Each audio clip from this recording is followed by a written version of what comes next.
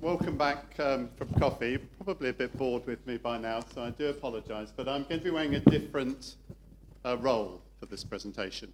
About a year ago, I was asked to present to the International Federation of Adjusting Associations a view as a claims director who'd been a loss adjuster. And so what I tried to do is give the adjusters a slight sense of what was different about my current job. And it is different, I can tell you that. And therefore, what was it that really mattered in my current job? So what I'd like to do, if I may, just to introduce this discussion, is give what I call a reinsurer or an insurer's perspective as to what a claims service might be about. And I suspect that those adjusters in the audience will recognise some of this. So let's have a little look. I think the first thing that I'd say is that it's wherever we want to be, it all starts with some incident, and they're many and various. And one of the things I think that as customers, we've, particularly in the London market, indulged ourselves with is asking loss adjusters to prepare 50-page reports telling us all about how hurricanes developed. I operate in a very simple principle, which is that I've got Google. I probably know there's been a problem. What I want to know is how has that problem impacted the risk that's on our books. So I want to understand the risk, I want to understand the incident and its impact, and I'll talk a little bit more about that. So what's happened? And again, I think within that, what does it actually start to mean? So part of the exercise that we've been going through as an insurer is to be more direct with our adjusters and start to find simplified ways of engaging with each other. And last night, my team globally have been talking to adjusters who are dealing with Harvey claims, not asking them for reserves, not asking them for estimates, but just, can you give us a sense of, is this going to be a significant loss, a medium-sized loss, or a loss that isn't going to touch the program? And actually, the people we've talked to are prepared to have that conversation. If we said to them, could you give me a precise number, it's likely they wouldn't. So that's where I start. You can do all the process maps in the world, and this is one that I use to try and show adjusters the partnership that we're trying to conduct. It's very much an adjusting view, but it's also a carrier view. What we're trying to do is understand the key business impacts with our loss adjusting partners, understand with our risk teams whether that's what we expected. We want to look at mitigation options, and we know there'll be more detail. We also need, behind that, to start to get some sense of some loss management plan, because we have clients, we have risk managers, brokers who want to know how we're going to manage the claim collectively. And we see that as a very important part of the adjusting process, both from our perspective, but also from the adjuster's perspective. In very simple terms, what is the impact of the incident? And there's so much excellent technology available, which is one I particularly like, which is just basically heat mapping, using the existing programs that show you the layout of it, in this case of a refinery, and actually seeing where the damaged areas are, starting to get an early agreement.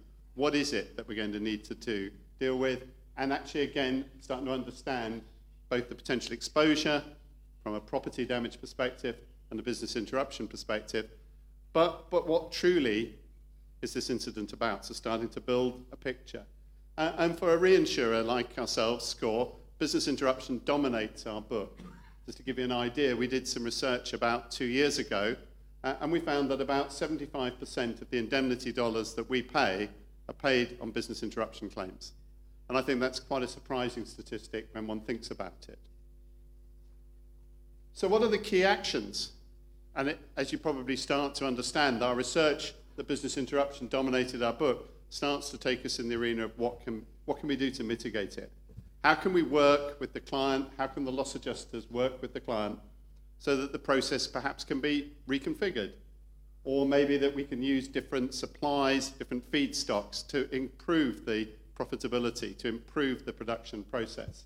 And this happens to be a schematic of some work that was done with one client who were able to reconfigure their plant to keep production going at a reasonably high level, notwithstanding a very significant loss. So that's what we want to understand. And again, it's part of our claims management process. Ultimately, though, as a claims director, as I always say to my team, I really only have two things that I'm held accountable for, which might surprise the adjusters in the room. One is the numbers, and second, the policy cover, to make decisions on policy cover. And one of the toughest things I think that's come into the market from the way that we as carriers have treated loss adjusters in recent years, again, particularly in the London market, is that loss adjusters produce ranges for losses. And for me, it always seems that somewhere in a loss there's a baseline number that this loss is not going to cost less than. But we see ranges that start at 0 and go out to whatever number the loss adjuster chooses to put in. And then we're invited to use our own reserving philosophy to put a number in. I'm not sure that's helpful, and I'm part of a team starting to look as to whether we can do something better there.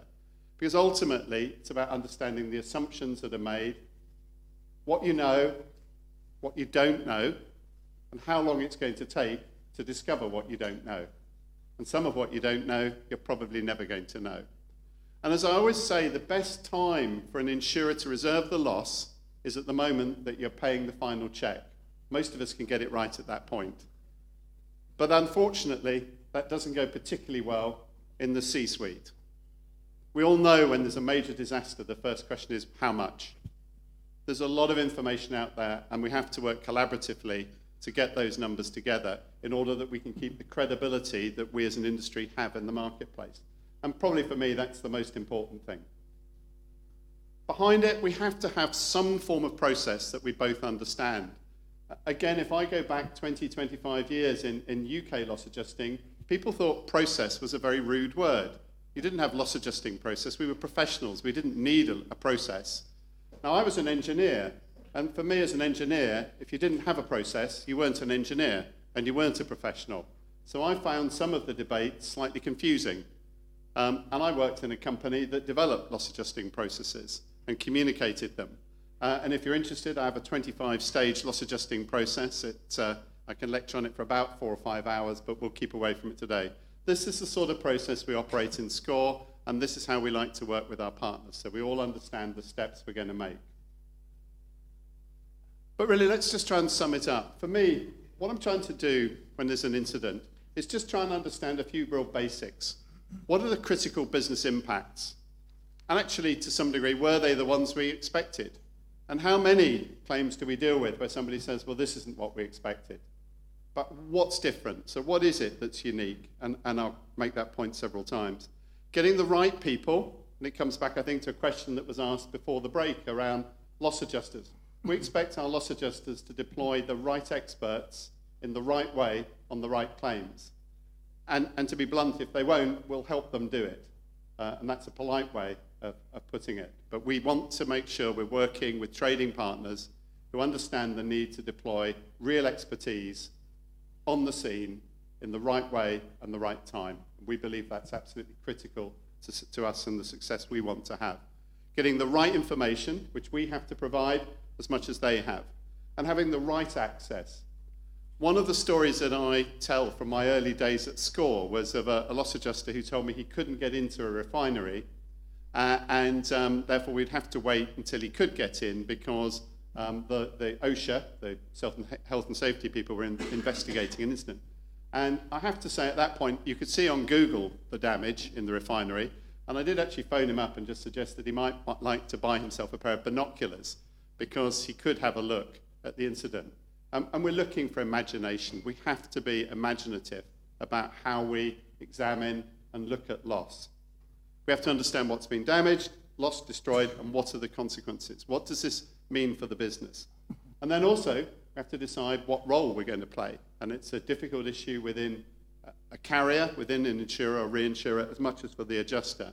Are you going to be the claims handler? If you look at something like Harvey, I've got 2 project managers looking at a large number of claims at the moment, trying to collate data, assess which claims are the critical ones for us to start to deal with. Or is it about mitigating loss and managing that? Behind it all, as I know we're going to hear from others, customer retention is a real fundamental to us of responding to any major incident. It's important that our customers trust and understand what we're doing. And then come back to the point I've made already. What we're trying to understand is what is unique about the incident that's in front of us and what's the impact of that. And I'd like to just close with sort of a thought, because I always think that claims, as we always forget, is actually the real business of insurance. essentially, all of us in this room, when we buy an insurance policy, we probably don't plan to have a claim, back to my earlier theme, if I may. But if we were to have a claim, we would want it dealt with effectively, efficiently, and in a considerate way. And I only happen to like this because I was going around a refinery and I saw this particular emergency button. And I found myself trying to think, how on earth, by the way, so this is not in an English-speaking country, how on earth would somebody decide if they were in real distress as they faced this button? And I hope we don't get in real distress in our conversation over the next few minutes. Thank you.